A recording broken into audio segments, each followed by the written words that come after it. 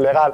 Vamos a continuar por las investigaciones privadas. César, bueno, aparte de lo que ha apuntado el señor Galindo, César, entre otras cosas, también tiene diversas y numerosas menciones tanto de la Dirección General de la Policía como del Ministerio del Interior y medallas también por el trabajo realizado.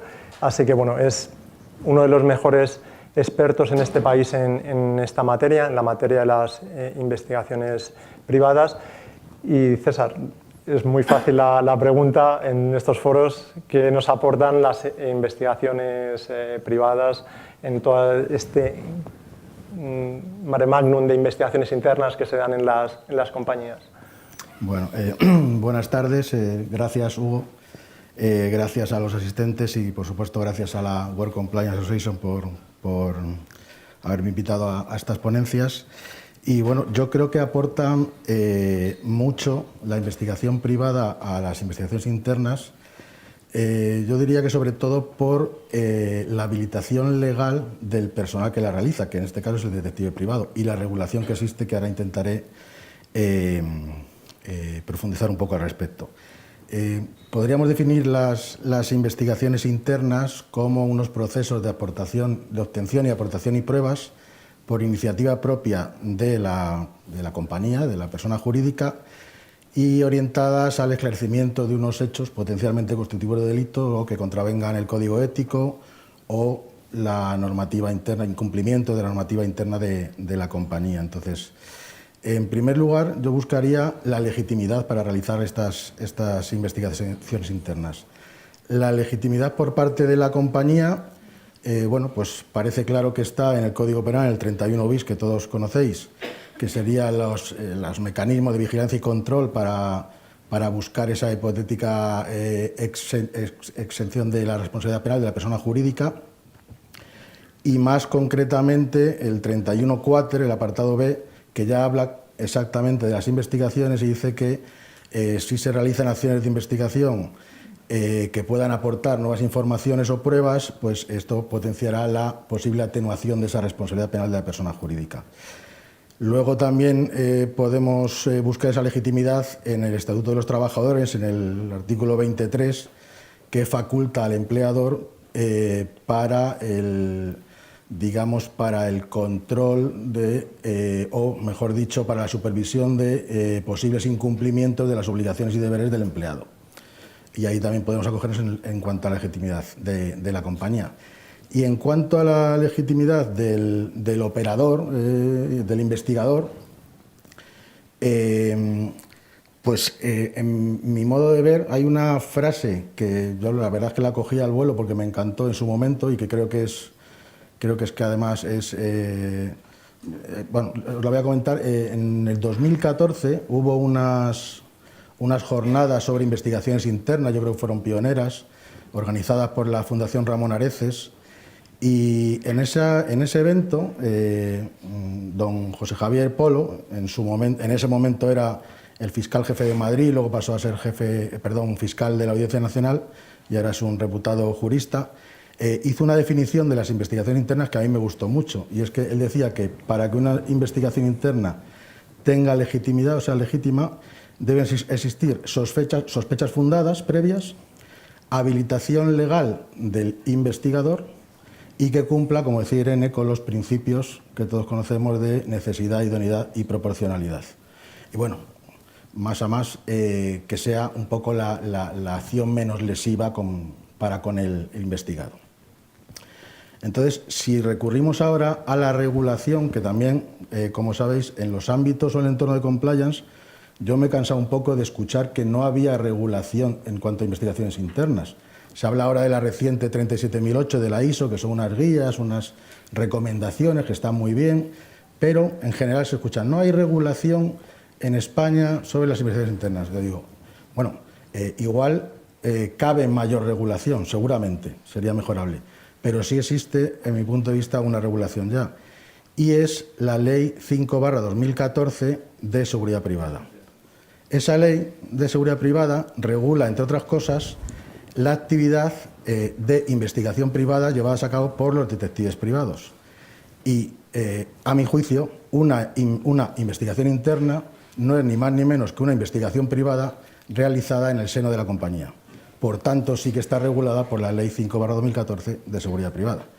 Esa ley, me vais a permitir que lea textualmente, tiene muchos artículos, lógicamente, interesantes, pero hay uno que es el 48, que a mi juicio merece la pena que os lo lea textualmente. Dice: los servicios de investigación privada a cargo de detectives privados consistirán en la realización de las averiguaciones que resulten necesarias para la obtención y aportación por cuenta de terceros legitimados de información y pruebas sobre conductas o hechos privados relacionados con aspectos relativos al ámbito económico, laboral, mercantil, financiero, es decir, todo lo que sea de una empresa, y en general a la vida personal, familiar y social, exceptuada la que se desarrolle en domicilios o lugares reservados.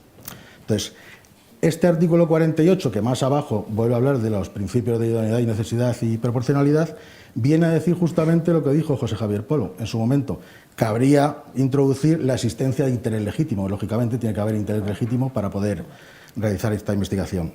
Entonces, centrado ya en que el ordenamiento jurídico español sí regula la investigación privada y, por tanto, parte de la investigación interna, habría que valorar ahora la idoneidad del detective privado o de las investigaciones privadas en un proceso de investigación interna. ¿Por qué es idóneo la participación, junto, lógicamente, con otros muchos profesionales, para la investigación interna y, sobre todo, para la obtención y aportación de información y pruebas? Pues, en primer lugar, por la habilitación legal que la propia Ley 5/2014 le concede. El detective tiene habilitación legal para investigar y, por tanto, para la obtención y aportación de información y pruebas. En segundo lugar, por el expertise. El detective privado, la investigación privada, se lleva realizando en España, aunque parece que no se conoce, desde el siglo pasado. Existió en su momento una ley 2/2023, perdón, he dicho la de los canales de denuncia, de 1992, y luego ya la 5/2014 de Seguridad Privada actual. En tercer lugar, porque está supervisado por la propia Administración Pública. ¿Qué mayor garantía que un investigador privado que esté supervisado por la Administración Pública, en este caso por la Unidad Central de Seguridad Privada del Ministerio del Interior, que supervisa y revisa todas las actuaciones del detective privado?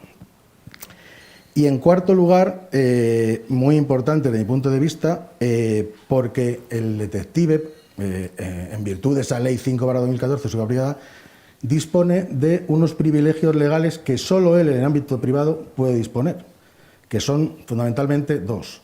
Uno, que puede llevar a cabo unas acciones o líneas de investigación que en general o en algunas ocasiones pueden ser de extremada relevancia, como son los seguimientos o las infiltraciones en las empresas o las operaciones encubiertas.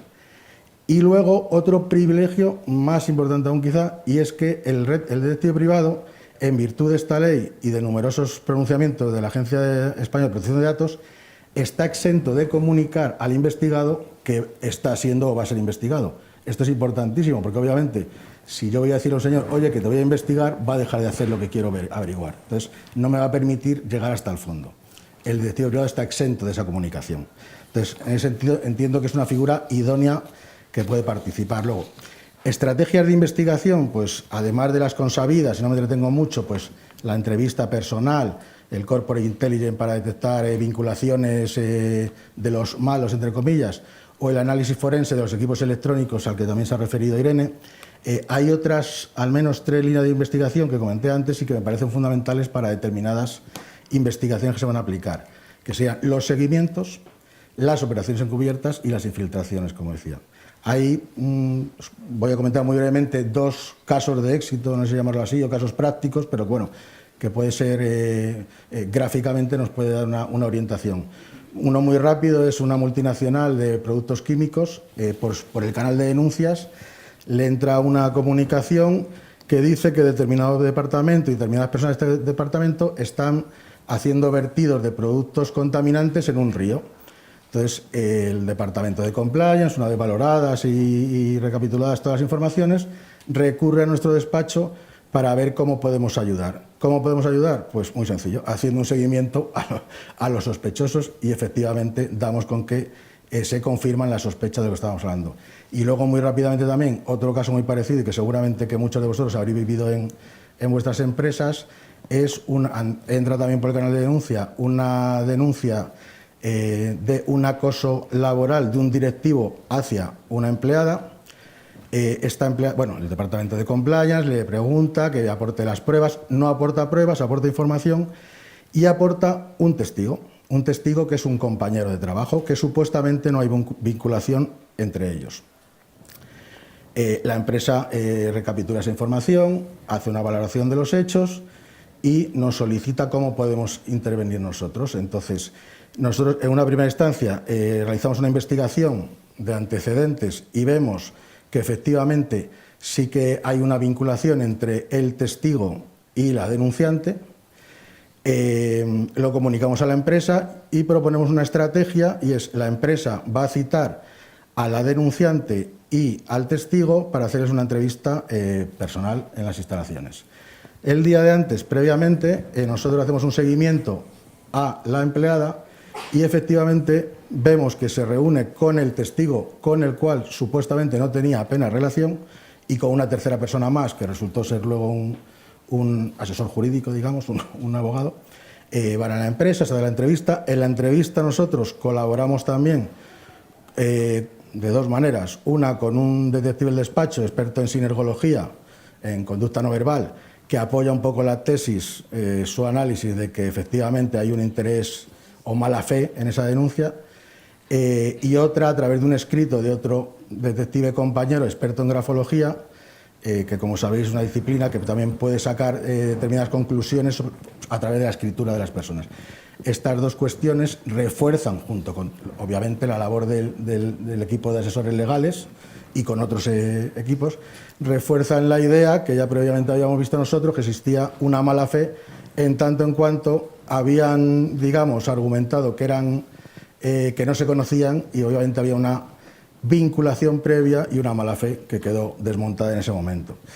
Entonces, bueno, por último también me gustó mucho hace poco, no sé si lo habéis visto, la directora de cumplimiento de Iberdrola, la señora Herrera, aceptó un reto que ha colgado en LinkedIn, que está ahí, es muy curioso y la verdad es que merece la pena verlo, y es que el departamento de comunicación le dijo que digamos, resaltara los éxitos del Departamento de Cumplimiento de Iberdrola en el año 2023. Entonces ella, en 1 minuto y medio, hace referencia a lo más importante que han hecho y hace referencia a la investigación recibida a través del canal de denuncias, de las comunicaciones, la investigación de background screening sobre determinados directivos, la investigación sobre contrapartes o terceros y, por último, digamos, la obtención de información en posibles conflictos de interés.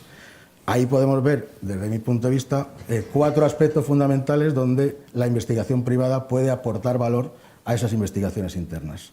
Entonces, en definitiva, ¿qué aporta la investigación privada? Desde mi punto de vista, mucho. Obviamente no es un profesional más dentro de los muchos que pueden colaborar en un proceso complejo de investigaciones internas como lo es. Muchas gracias. Muchas gracias.